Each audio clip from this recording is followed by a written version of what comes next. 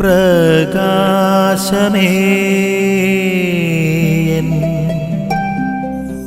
മിഴി തുറക്കുക വേഗം. ഇന്നത്തെ സുവിശേഷ ഭാഗത്തിൽ യേശു ദേവാലയം ശുദ്ധീകരിക്കുന്ന ഭാഗമാണ് നമ്മൾ കാണുന്നത്. പതിവിലുള്ള യേശുവിൻ്റെ മുഖത്തിൽ നിന്ന് വ്യത്യസ്തമായിട്ടുള്ള, അല്ലെങ്കിൽ സാധാരണഗതിയിലുള്ള യേശുവിൻ്റെ സ്വഭാവത്തിൽ നിന്ന് വളരെ വിഭിന്നമായിട്ടുള്ള ഒരു യേശുവിനെയാണ് നമുക്കിവിടെ കാണുവാൻ സാധിക്കുന്നത്. വളരെ രീതിയിൽ ദേഷ്യപ്പെടുന്ന ഒരു യേശു. എന്തുകൊണ്ടാണ് യേശുവിൻ്റെ ഈ ഒരു സ്വഭാവം ഇന്നത്തെ ദിവസം പ്രകടമായത്? ദേവാലയവുമായിട്ട് ബന്ധപ്പെട്ട് നമ്മൾ നടത്തുന്ന എന്ത് തരം മോശപ്പെട്ട പ്രവൃത്തികളും അത് ദൈവസന്നിധിയിൽ ഒരു കാരണവശാലും നീതീകരിക്കപ്പെടത്തില്ല എന്ന വ്യക്തമായിട്ടുള്ള സൂചനയാണ് യേശു ഇന്നത്തെ സുവിശേഷത്തിൽ നൽകിയിട്ടുള്ളത്.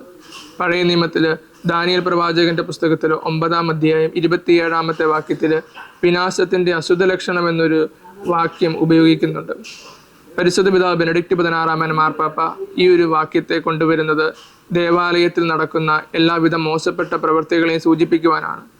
നമ്മൾ ദേവാലയത്തിൻ്റെ പരിശുദ്ധിക്ക് ചേരാത്ത രീതിയിലാണ് വന്നിരിക്കുന്നത് എങ്കിൽ, ദേവാലയത്തിൻ്റെ പരിശുദ്ധിക്ക് ചേരാത്ത രീതിയിലുള്ള ചിന്തയുമായിട്ടാണ് വന്നിരിക്കുന്നതെങ്കിൽ, നമ്മളും ദേവാലയത്തിൽ വിനാശത്തിൻ്റെ അശുദ്ധ ലക്ഷണമായിട്ട് തീരുകയാണ്.